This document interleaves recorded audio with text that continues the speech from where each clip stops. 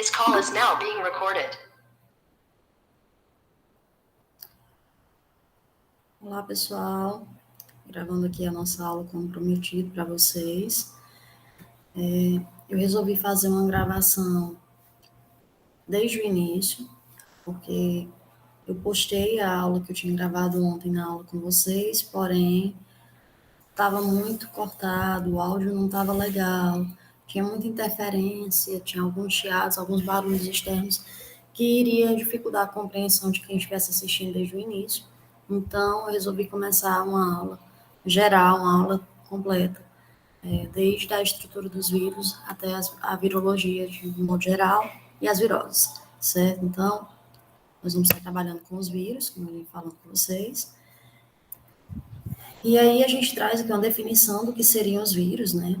Os vírus, eles são seres acelulares, ou seja, não possuem células. Logo, se ele não possui célula, nós entendemos que as células são as unidades básicas de vida, né? Isso, que constitui qualquer ser vivo. Se eles não possuem célula, eles estão aí entre o limiar entre a matéria bruta e a vida. Já que, apesar de não possuir células, o vírus, ele possui material genético. E aí, dentro das características dos vírus, a gente vai ver também que o material genético do vírus pode ser tanto RNA como DNA. Então, a gente entende que vírus são seres acelulares, microscópicos, né, que são compostos basicamente de cápsulas proteicas, que é o capsídeo viral, certo? Envolvendo um material genético que pode ser DNA ou RNA, raramente ambos, certo? Exceto no caso do citomegalovírus, que pode ter tanto RNA como DNA, certo? Então, são características dos vírus. E aqui a gente tem a estrutura viral, né? Aqui você tem o capsídeo, né? Material genético, que pode ser tipo RNA ou DNA. E aí o vírus, quando ele não está dentro de uma célula, ele recebe uma nomenclatura especial que é vírion, certo? Vírion nada mais é do que uma partícula viral completa e infecciosa, tá? A partícula viral encontrada fora da célula, a célula do hospedeiro, ela é conhecida como vírion. É fundamental salientar ainda que os vírus são seres obrigatoriamente parasitas intracelulares. O que é que significa isso? Uma vez que eles são obrigatoriamente parasitas intracelulares, significa que esses vírus, eles só poderão desempenhar realizar o seu metabolismo a partir de uma célula de um hospedeiro. Ou seja, ele não sobrevive por muito tempo longe de uma célula de alguém, de um hospedeiro, certo? Por isso que ele é um parasita intracelular, ele tem que estar dentro da célula de um outro hospedeiro. Ele também não apresenta metabolismo próprio, certo? Daí a necessidade de ter uma célula para que ele pudesse realizar suas funções. Ou ele também não realiza a reprodução fora da célula do hospedeiro, já que ele depende da célula do hospedeiro para poder realizar essa reprodução, que a gente vai ver na frente. Alguns vírus, eles podem apresentar um envelope externo ao capsídeo, composto por duas camadas lipídicas derivadas da membrana plasmática da célula hospedeira e proteínas virais imersas nessa camada. A gente vai ver isso aqui um pouquinho lá na frente. É fundamental salientar que os vírus, eles são seres obrigatoriamente parasitas, intracelulares, não apresentando metabolismo ou reprodução fora da célula do hospedeiro. E aí, quando a gente fala de vírus, a gente tem uma gama de variedades de estruturas virais, certo? E aí, dentro dessas estruturas virais, a gente vai lembrar que o que eles vão ter sempre em comum, material genético, seja RNA, seja DNA, um capsídeo, certo? São estruturas que não vão poder faltar ao vírus. O conjunto do capsídeo com ácido nucleico, ele é chamado de núcleo capsídeo, certo? Alguns vírus, eles são chamados de envelopados. Esses vírus envelopados, eles apresentam uma proteção extra, uma proteção lipídica externa, certo? Que nada mais é do que um envelope viral. Esse envelope viral, ele é derivado de membranas da célula do hospedeiro, certo? Então, aqui a gente tem o núcleo capsídeo, que nada mais é do que a junção do núcleo, né, com o capsídeo. aqui a estrutura do DNA, no material genético, o ácido nucleico, pode ser RNA ou DNA, e aí a diferença entre um vírus não envelopado e um vírus envelopado. Aqui, no caso do vírus envelopado, você tem uma camada extra de proteção lipídica, certo? No capsídeo e no envelope dos vírus envelopados, existem proteínas ligantes. O que seriam essas proteínas ligantes? Elas iriam funcionar, na verdade, elas vão funcionar como um modelo chave e fechadura. Se você pegar, por exemplo, a chave da sua casa, em teoria, se ela for uma chave íntegra de fato, ela só vai encaixar de fato na fechadura da sua casa.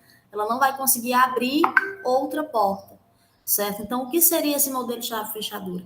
Seria proteínas que têm receptores na sua membrana que vão se encaixar perfeitamente ao vírus, certo? Isso daí recebe um nome especial, que é a capacidade, ou seja, capacidade viral de especificidade. Ou seja, os vírus, eles possuem especificidade. Ou seja, eles só se ligam a células que eles sejam compatíveis, que as proteínas ligantes deles venham a se encaixar, certo? Então, você vai ter aqui a proteína, o ligante, e aí o complexo proteína-ligante aqui encaixado. Então, você tem proteína, o formato de ligação da proteína tem que ser compatível com o ligante, certo? Para que possam se encaixar e formar o complexo proteína-ligante. Isso daí a gente recebe o nome de vírus, especificidade viral, certo? O nome é especificidade viral.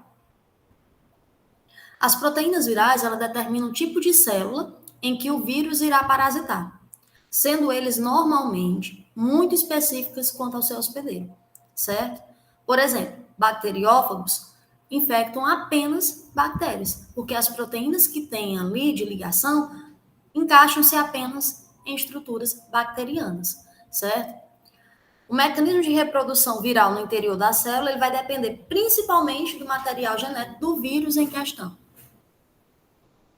Aqui a gente tem um bacteriófago, e a estrutura do bacteriófago, você vai ter aqui a cápsula, dentro dessa cápsula, que aqui é o que a gente chama de cabeça, né? Você vai ter o DNA, você vai ter uma cauda e as fímbrias virais. Então, o que seria essa especificidade viral que a gente vinha falando anteriormente? Você tem aqui um vírus, certo? Nesse vírus você vai ter a cápsula, você vai ter o capsídeo, vai ter o material genético, que nesse caso aqui é de um vírus RNA, certo? Aqui nesse cápsula, vai encontrar glicoproteínas da cápsula, certo? Capsídeo não, na cápsula, desculpe. Essas glicoproteínas têm um formato, certo? Perceba que esse formato aqui é o que vai se encaixar na membrana do receptor, o receptor de membrana da célula do hospedeiro. Então, se encaixar, significa que o vírus ele consegue acoplar a membrana da célula do hospedeiro. Com isso, ele consegue invadir a célula do hospedeiro, consegue se ligar e consegue parasitar essa célula. Uma vez que ele não consiga fazer isso, uma vez que eu consiga modificar esse receptor de membrana, ou que eu consiga impermeabilizar, ou que eu consiga dificultar o acesso desse vírus a esse receptor de membrana, ele não consegue se ligar à membrana do hospedeiro. Logo, se ele não consegue se ligar à membrana do hospedeiro, ele não consegue realizar aí o processo de parasitação da célula e não vai conseguir atingir o seu alvo, certo? Então, você vai ter aqui a célula do hospedeiro, o receptor de membrana, a membrana plasmática, o núcleo, né, os ribossomos, e aí você tem o DNA do indivíduo, certo? Da célula hospedeira. O que esse vírus vai fazer? Uma vez que ele se acopla a essa membrana, esse receptor de membrana, certo? Ele vai adentra a célula. Seu material genético, ele é introduzido nessa célula. E ele passa a se ligar, a se incorporar, a se fundir com o DNA da célula parasitada. E aí, quando isso acontece, ele tem dois caminhos, que a gente vai ver lá na frente, certo? Mas em todos os caminhos, quem vai realizar o metabolismo por ele não é o próprio vírus, é a célula parasitada. certo? Já que ele não consegue ter metabolismo próprio, ele não consegue fazer sua síntese própria sozinho. Então, a gente pode classificar os vírus pelo tipo de material genético, certo? Tem algumas classificações virais, e uma delas é por meio do material genético. Vírus de DNA. Um exemplo de vírus de DNA são os bacteriófagos, que são vírus que infectam bactérias, certo? A partir do momento em que o vírus ele reconhece a membrana da célula hospedeira, seu capsídeo ele adere à célula em questão, certo? Ou seja, ele reconheceu o receptor de membrana, ele vai aderir aqui, certo? Ele vai fazer o que depois? Ele vai introduzir seu DNA no interior da célula e vai abandonar o capsídeo proteico no meio extracelular.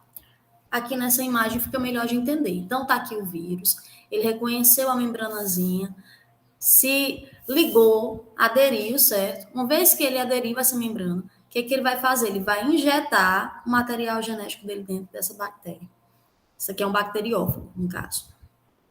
Esse capsídeo aqui, ele vai se desfragmentar, ele vai se romper, certo? O DNA da bactéria, ele vai começar a ser destruído, certo?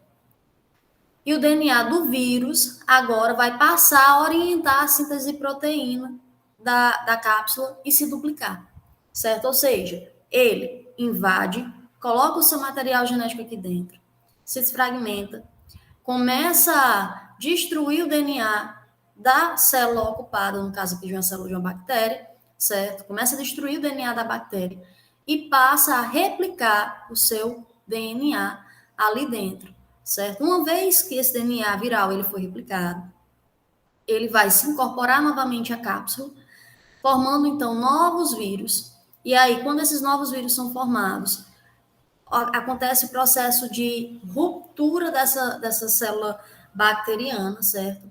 A lise, que a gente chama, lise em biologia vem falar sobre quebra, sobre que a gente usaria em grosso modo de arrebentar, estourar, certo? Então, a célula bacteriana, ela estoura, ela sofre uma lise e o material viral ele é liberado para o meio extracelular, com novos vírus sendo liberados, certo? Então, DNA viral, ele invade a célula, impede que ela prossiga com o seu metabolismo normal. Uma vez que o DNA viral ele entra lá na célula do hospedeiro, ele impede que essa célula prossiga com o seu metabolismo normal. A partir desse ponto, os mecanismos de transcrição e duplicação eles estarão direcionados para a produção de novos vírus, ou seja, mecanismos próprios de produção de proteínas de DNA da bactéria agora serão incorporados para o vírus, não terão mais função para a bactéria, e sim terão função para o vírus, certo? Então, duplicando o DNA viral e transcrevendo e traduzindo as proteínas do capsídeo usando os ribossomos do hospedeiro. Ou seja, ele pega as estruturas da célula do hospedeiro e coloca elas para funcionar para ele, certo? Então, o que acontece nesse processo? Durante esse processo, lembra que eu falei que o DNA da célula do hospedeiro começa a morrer? E é basicamente isso que vai acontecendo. Ela para de produzir para si e produz para o vírus, certo? Então, conforme ocorre a replicação e a montagem, eventualmente a célula se rompe, né? Sofre a lise, liberando novos vírions no meio, certo? Já que a gente lembra que eu falei para vocês que os vírions são os vírus que não estão dentro da célula, estão no meio extracelular, certo? Esse é o chamado ciclo lítico. E aí, dentro dos vírus de DNA, a gente vai lembrar que nós temos o ciclo lítico e o ciclo lisogênico, certo? E aí, esse que eu falei agora para vocês é o ciclo lítico. E como funciona o ciclo lisogênico? No ciclo lisogênico, gente, o DNA viral, ele é ligado, certo? Ao cromossomo da célula. Só que o que acontece? Uma vez que esse vírus, ele adentra nessa célula, ele não mata a célula hospedeira. Ele permanece inativo, ele permanece o que a gente gosta muito de chamar de incubado, certo? O que nesse período ele está fazendo? Ele vai permitir que a célula ela continue sua vida normalmente, certo? Só que essa célula, ela sofre mitose, né? A célula do hospedeiro, ela sofre mitose que a gente viu na aula anterior, na primeira aula, lá quando eu dei a introdução lá a citologia, que mitose e meiose são duas formas de divisão celular, e aí a gente falou da mitose. Ou a gente pode falar ainda, lembrando lá das bactérias, por exemplo, da bipartição, né? Então, elas sofrem a duplicação dessa célula, só que junto com essa célula hospedeira, que está contaminada com o vírus, uma vez que ela se duplica, você concorda comigo que se ela sofre mitose, ela não tem variabilidade genética, não tem esse processo acontecendo, ela só replicou aquilo que já tinha nela. Então, ela leva também um DNA viral contido no seu cromossomo. Ou seja, ela multiplica o vírus, certo? Então, a partir de então, todas as células geradas naquele momento, elas estarão infectadas pelo vírus, certo? E aí, quando acontece algum estímulo, quando alguma condição muda, esse vírus ele pode abandonar o ciclo lisogênico e ir para o ciclo lítico, que é aquele ciclo onde a replicação, né, desse vírus, ele passa a interromper a síntese de DNA da bactéria, certo? Da célula do hospedeiro, e então a carga viral aumenta, ele sofre a lise da bactéria, ou seja, explode a célula bacteriana, liberando novos vírus, certo? Então, pode ser que você esteja no ciclo lítico, na verdade, no ciclo lisogênico, e passe para um lítico, certo? Mas um ciclo funciona de uma forma e outro ciclo funciona de outra forma. No lisogênico, ele passa lá um período incubado, um período inativo, onde acontece a multiplicação da carga viral pelo processo de mitose, certo? Então, que é só a explicaçãozinha dos ciclos que eu tinha falado para vocês, o ciclo lítico, tá aqui, e o ciclo lisogênico, onde acontece aqui a duplicação dessa célula, levando a carga viral. Esse duplica, leva a carga viral, ok? E aí nós temos também, com relação à classificação pelo material genético, vírus de RNA. Os vírus de RNA, eles são um pouco mais complexos de se compreender, o processo de replicação dele, tá certo? A gente não vai se ater muito a isso, só quero que vocês entendam que no processo de classificação viral por RNA, você vai ter vírus com fita positiva, RNA positivo e RNA negativo, certo? No caso do vírus de RNA com fita positiva, o sentido da fita é o mesmo sentido do RNA mensageiro, que pode ser traduzido mediante a infecção do hospedeiro, formando novos RNAs virais. E aí, o sentido do RNA do vírus com fita negativa é contrário, né? E é necessário que haja uma cópia de um RNA mensageiro para completar o sentido positivo. Toda essa parte aqui, ela não é tão necessária que vocês entendam, só precisava falar porque de fato acontece, certo? E aqui a diferença do RNA positivo, o sentido da fita positiva, e no RNA negativo você tem aqui o sentido da fita negativa.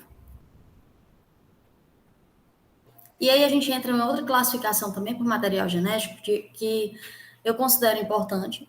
É um vírus muito discutido, já que ele causa, por exemplo, um dos retrovírus que nós conhecemos, causa o HIV, certo? Então, o retrovírus é um grupo de vírus de RNA que vai incluir lá o HIV, o causador da AIDS, né? A principal característica do retrovírus é a presença de uma enzima viral, que é chamada de transcriptase reversa, e essa transcriptase reversa é capaz de sintetizar DNA a partir de uma fita de RNA. Então, no retrovírus, você vai ter um vírus que é capaz de produzir, sintetizar é a mesma coisa de produzir, certo? Produzir DNA a partir de uma fita de RNA.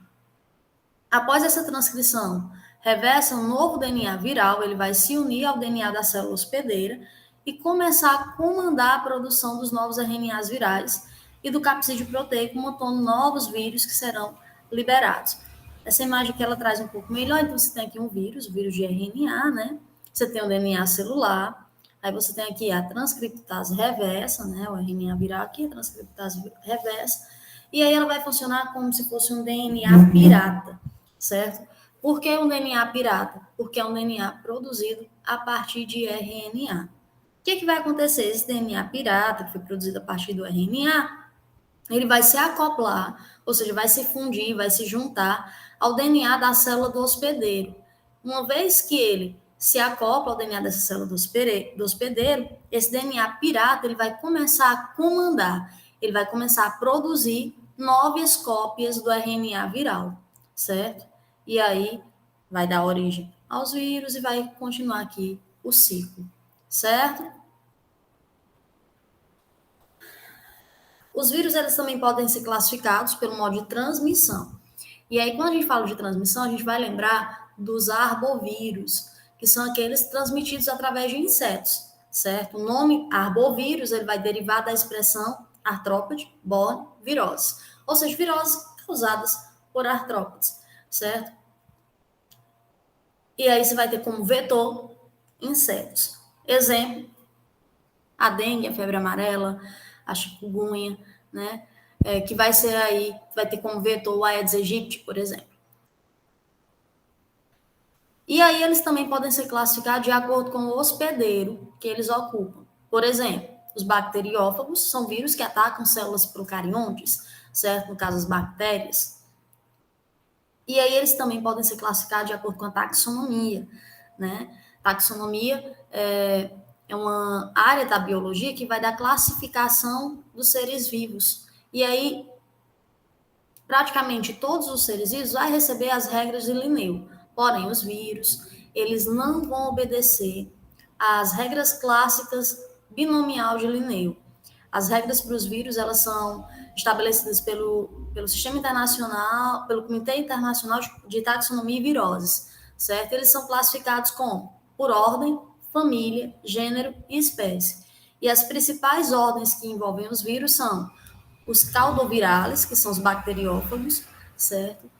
Os mononegavirales, que infectam plantas e animais, e os nidovirales, que infectam os vertebrados.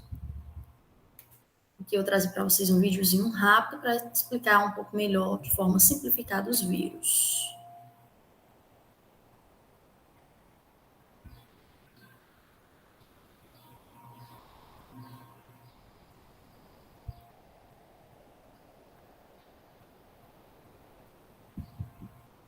Sabe quem está enchendo o bolso graças ao seu dinheiro? A indústria de refrigerantes. Todo ano, os fabricantes recebem.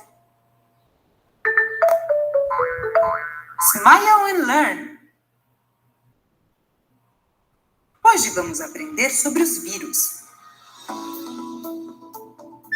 Você já teve gripe alguma vez? Atchum! Você já se perguntou por que a gente fica gripado? Atchum! A culpa pode ser de um vírus. Você sabe o que são os vírus? Preste atenção que nós vamos contar para você.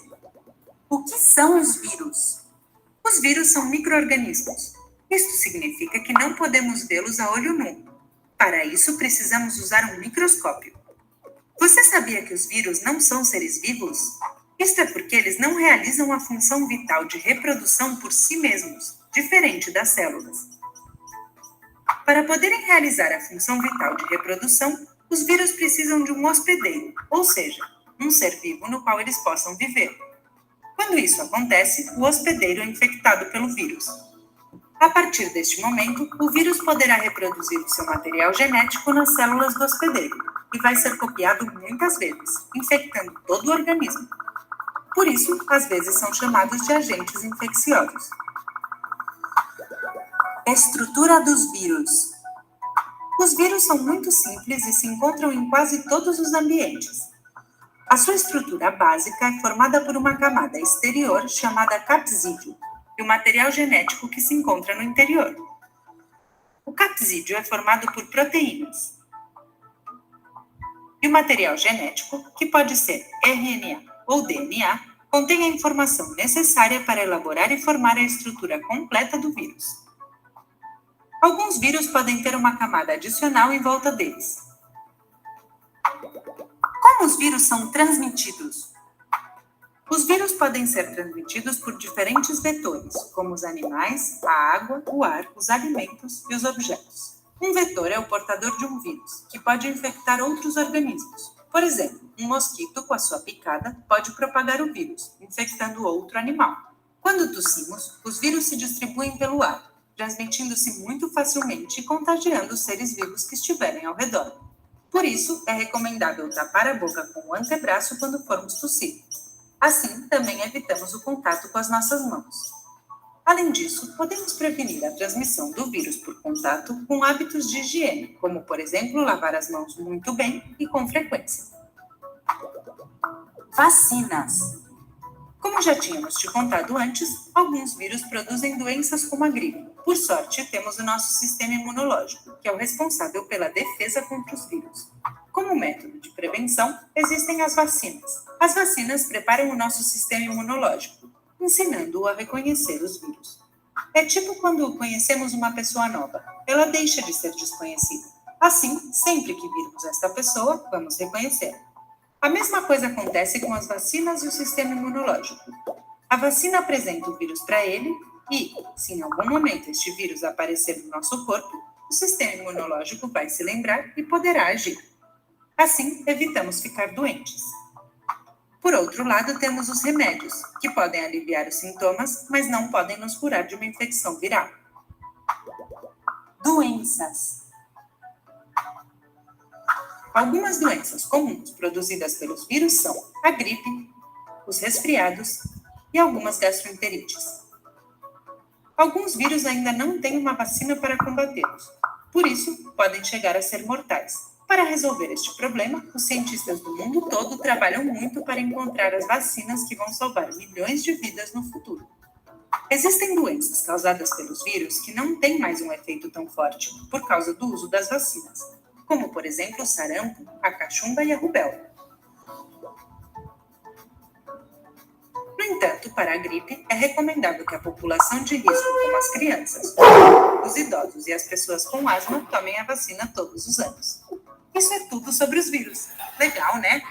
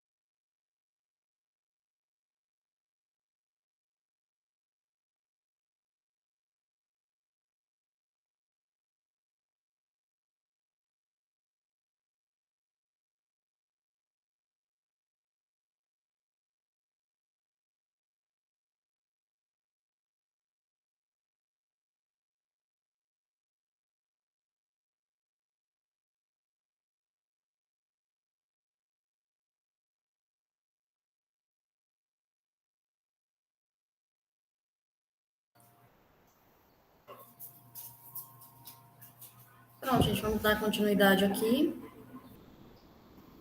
E aí a gente vai ter aqui uma animaçãozinha explicando aqui os tipos de vírus, né? De acordo com o tipo e tamanho. Nós temos vírus helicoidais, que tem esse formato, vírus que são mais complexos, e vírus cúbicos ou icosaédricos, como o caso desse vírus aqui. E aí, de acordo com o tamanho, a gente vai levar em consideração em escala de micrômetro a nanômetro, sendo que micrômetro é uma escala um pouco maior e nanômetros são vírus muito, muito pequenininhos, podendo ser visto apenas no microscópio eletrônico, certo?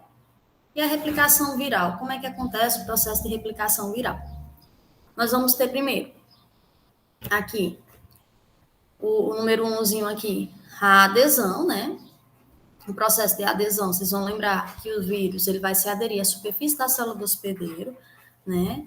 Então, você lembra que tem aqui as proteínas ligantes, né? Que se liga à membrana celular para que possa se incorporar esse vírus. Uma vez que ele se adere a essa membrana celular, ocorre a penetração, certo? É quando o vírus ele entra na célula do hospedeiro. Em seguida, tem a descapsidação, é quando certas moléculas do vírus são liberadas dos vírus, certo? Dentro dessa célula, da célula desse hospedeiro. E aí, uma vez dentro da célula do hospedeiro, ele começa a realizar a síntese da molécula do vírus por meio das estruturas bacterianas, tendo incorporamento do RNA ou do DNA viral à célula hospedeira. Feito isso, uma vez replicado, acontece a montagem, né, dos novos vírus, eles voltam ao seu formato original, eles voltam a se montar, e aí eles são liberados em forma de vírions. Os novos vírus são liberados a partir da célula do hospedeiro e recebe o nome de vírion, certo? E aqui a gente tem alguns exemplos de vírus. Aqui a gente tem o vírus do mosaico do tabaco, né? A estrutura desse vírus é mais ou menos assim. Você tem o capsídeo, né? Que é o invólucro de proteína, e o material genético interno. Aqui a gente vai ter o bacteriófago, que a gente já viu no slide. E aí esse bacteriófago vai ter uma cabeça, um pescoço, a cauda e as fibras caudais. Internamente a cabeça vai ter o material genético. Aqui nós vamos ter o vírus do HIV, a estrutura do HIV.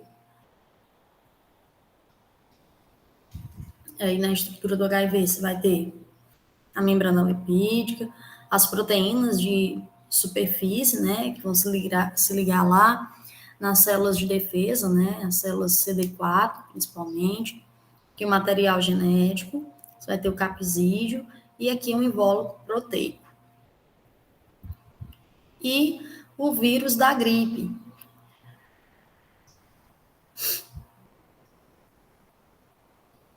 Que aí, membrana lipídica, as proteínas de superfície, vão se ligar principalmente em células do trato respiratório, né? O material genético e o invólucro de proteína aqui. E o coronavírus, o SARS-CoV-2, que vai ter aqui o seu RNA, é um vírus de RNA, né? As proteínas de superfície, eu acho que todo mundo já ouviu falar nas proteínas spike, né? As proteínas de ligação deles. E a membrana lipídica aqui.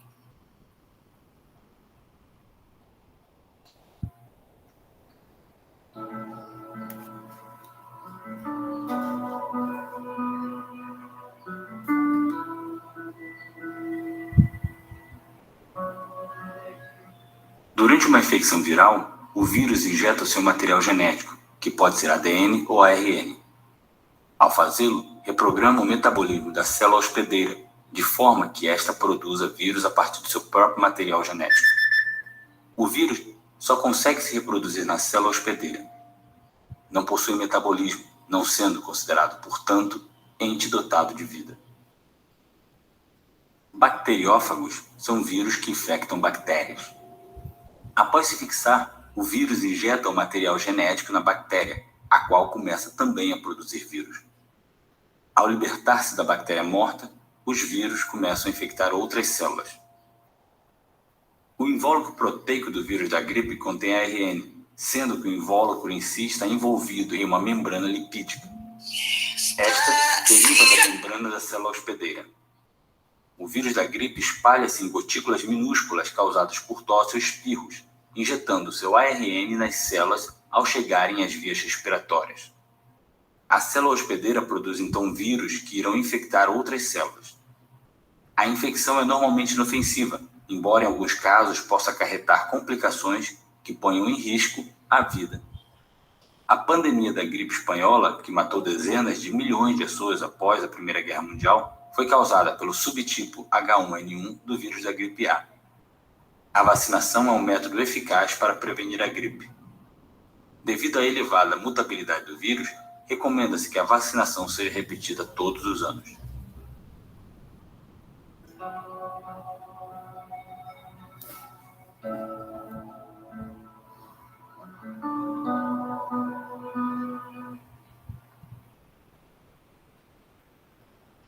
Pronto, gente, essa parte da aula de vírus, ela foi concluída, certo? Para que a aula não fique muito extensa, eu vou dividir vírus e viroses. Aí esse vídeo aqui vai ser a primeira aula, e aí o segundo eu vou estar disponibilizando para vocês a parte só de viroses, certo? Deixa eu ver aqui.